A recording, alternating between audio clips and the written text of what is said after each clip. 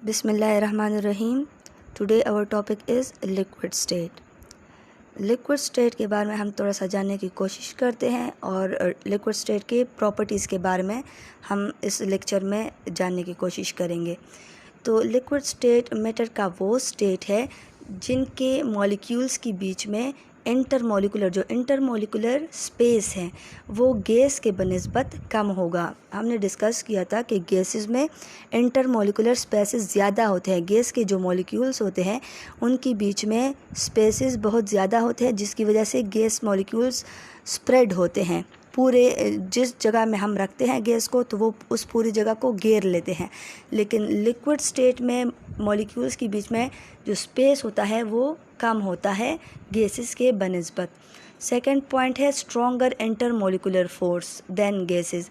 Second point है कि molecules liquid state के जो मॉलिक्यूल्स होते हैं उनके बीच में इंटरमॉलिक्यूलर फोर्सेस जो है वो स्ट्रॉन्गर होंगे गैसेस के बनिस्बत।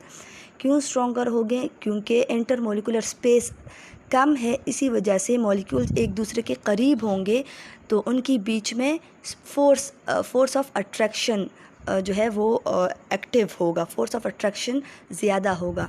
थर्ड पॉइंट क्या है? फोर्स ऑफ अट्रैक्शन स्ट्रॉन्ग होगा, लेकिन इतना स्ट्रॉन्ग नहीं होगा जिसकी वजह से लिक्विड की जो मूवमेंट है वो स्टॉप हो जाए। तो फोर्स ऑफ अट्रैक्शन सिर्फ गैसेस से ज़्यादा होगा लेकिन सॉलिड के बनिस्बत कम होगा, क्योंकि सॉलिड में मॉलिक्यूल जो है वो मूव नहीं हो सकते लेकिन लिक्विड में मूव हो सकते हैं।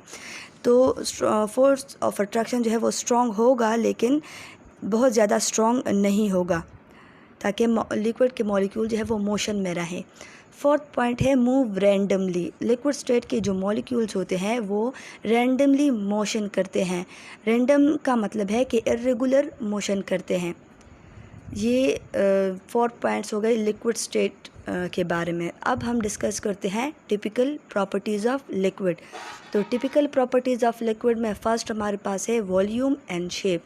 तो लिक्विड का वॉल्यूम जो है वो एक ख़ास वॉल्यूम होता है, डिफ़िनिट वॉल्यूम होता है, लेकिन शेप जो है वो डिफ़िनिट नहीं होता, क्योंकि लिक्विड को हम जिस कंटेनर में रखते हैं उसी कंटेनर का शेप जो है वो ऑक्यूपाई करते हैं। ठीक है, लाइक 2 पॉइंट्स है शेप के बारे में। 2 पॉइंट्स है, फर्स्ट है नो डेफिनेट शेप कोई ख़ास नहीं होता, एंड सेकंड पॉइंट है takes the shape of any container.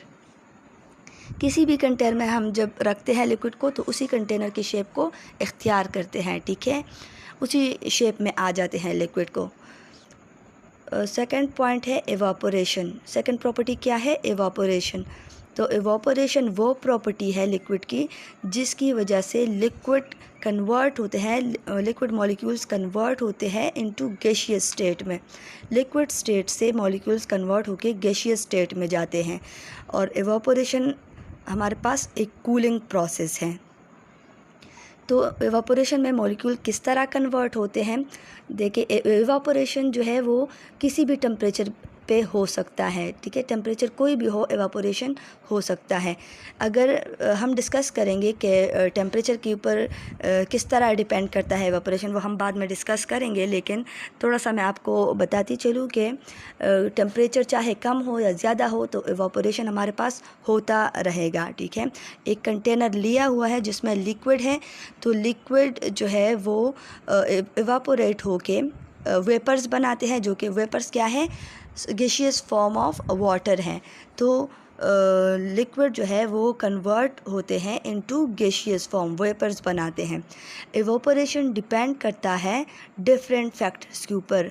First हमारे पास है सरफेस एरिया, सेकंड है टेम्परेचर, एंड थर्ड है इंटरमॉलिक्यूलर फोर्सेस। तो इन 3 चीज़ों के ऊपर एवापोरेशन डिपेंड करता है। किस तरह डिपेंड करता है? इन 3 चीज़ों की वजह से या तो एवापोरेशन इंक्रीज़ होगा या डिक्रीज़ होगा। हम बारी बारी डिस्कस करेंगे कि किसके साथ एवापोरेशन इंक्रीज़ होगा और किसकी वजह से एवापोरेशन डिक्रीज़ होगा। तो फर्स्ट हमारे पास है सरफेस एरिया। सरफेस एरिया वो फैक्टर है जिसकी वजह से एवापोरेशन के ऊपर बहुत बड़ा असर होता है। ठीक है, अगर किसी कंटेनर का सरफेस एरिया, किसी लिक्विड का सरफेस एरिया ज़्यादा है, ग्रेटर सरफेस एरिया है, तो एवापोरेशन क्या होगा? ग्रेटर होगा।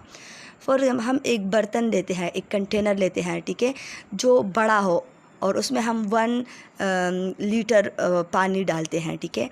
तो उस कंटेनर में जब हम 1 लीटर पानी डालेंगे तो जो पानी पूरे कंटेनर में क्या हो जाएगा, स्प्रेड हो जाएगा, ठीक है। मतलब एक ख़ास शेप में आ जाएगा। 1 लीटर जितना स्पेस ऑक्यूपाई करता है उतने स्पेस में आ जाएगा, लेकिन उसका सरफेस एरिया जो है वो क्या होगा, कंटेनर के मुताबिक होगा। जितना कंटेनर होगा उतना सरफेस एरिया होगा।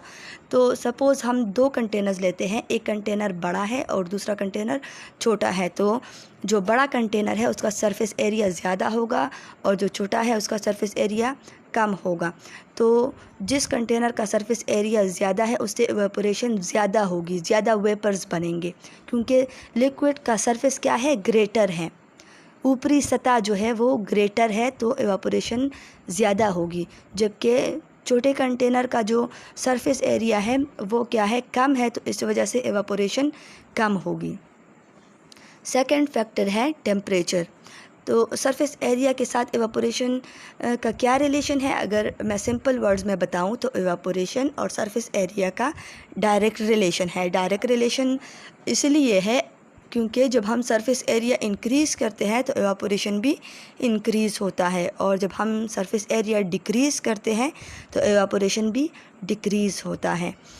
अब सेकंड फैक्टर है टेम्परेचर।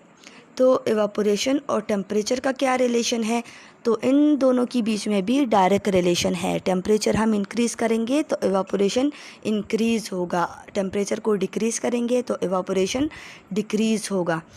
यहाँ पे मैंने लिखा है with increase in temperature rate of evaporation also increase. जितना हम टेम्परेचर इंक्रीज़ करते जाएंगे इवापोरेशन की जो स्पीड है या जो रेट है वो भी इंक्रीज़ होता जाएगा। फॉर एग्ज़ाम्पल मैंने एक कंटेनर लिया हुआ है, ठीक है, और उसमें मैंने पानी डाला हुआ है 1 लीटर। उसको अगर मैं हीट कम दूंगी तो इवापोरेशन कम होगा, लेकिन अगर मैं हीट ज़्यादा दूंगी तो जल्दी जल्दी इवापोरेशन होगा, वेपर जल्दी जल्दी बनेंगे, ठीक है। तो टेम्परेचर और इवापोरेशन क्या का डायरेक्ट रिलेशन है। एक इंक्रीज़ होगा तो दूसरा भी इंक्रीज़ होगा, एक को डिक्रीज़ करेंगे तो दूसरा भी डिक्रीज़ होगा।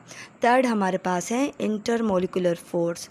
इंटरमोलिकुलर फोर्स जो है मॉलिक्यूल्स के बीच में जो फोर्स होता है उसको डिफ़ाइन करते हैं, ठीक है। मॉलिक्यूल के बीच में जो फोर्स होता है उसको इंटरमोलिकुलर फोर्स कहते हैं। तो इंटरमोलिकुलर फोर्स और इवापोरेशन का क्या रिलेशन है, तो इन दोनों के बीच में इन्वर्स रिलेशन है।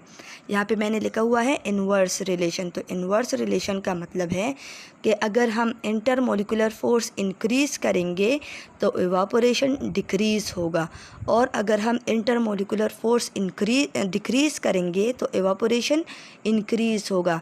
मतलब कि एक चीज़ को इंक्रीज़ करने से दूसरा चीज़ डिक्रीज़ होता है, और एक चीज़ को डिक्रीज़ करने से दूसरा चीज़ इंक्रीज़ होता है, ठीक है। तो इंटरमोलिकुलर फोर्स को अगर हम इंक्रीज़ करेंगे तो इवापोरेशन डिक्रीज़ होगा।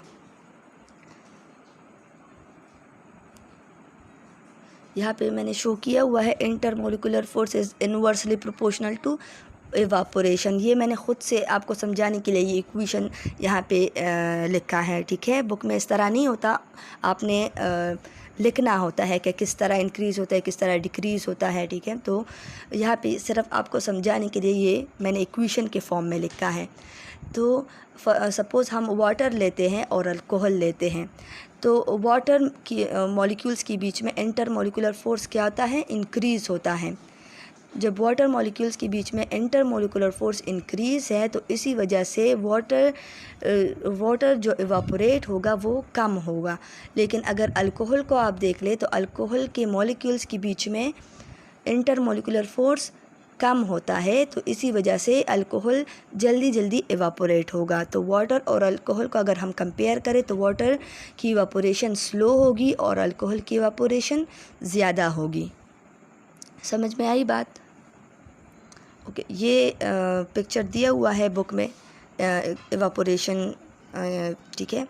तो इसमें क्या है, वाटर मॉलिक्यूल्स लिए हुए हैं। देखिए ये जो ऑरेंज कलर के हैं ये हाइड्रोजन है, और ब्लू कलर का ऑक्सीजन है, जो कि बॉन्डेड है एक दूसरे के साथ, ठीक है। तो वाटर, लिक्विड वाटर जो है वो कन्वर्ट हो रहा है वेपर्स में, गैसियस फॉर्म में। देखिए कुछ वाटर मॉलिक्यूल जो है वो एवापोरेट हो गए हैं, ऊपर गए हैं, लिक्विड स्टेट को छोड़ के ऊपर गैस फॉर्म में गए हैं, एक दूसरे से दूर दूर हैं।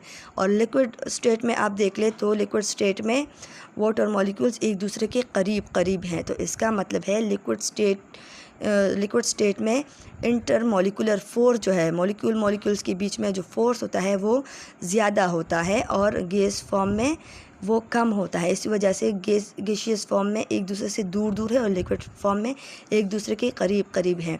इंटरमॉलिक्यूलर स्पेस भी कम है लिक्विड स्टेट में, और गैसियस स्टेट में इंटरमॉलिक्यूलर स्पेस जो है वो ज़्यादा है। इसी वजह से वो दूर दूर है और लिक्विड स्टेट में करीब करीब हैं।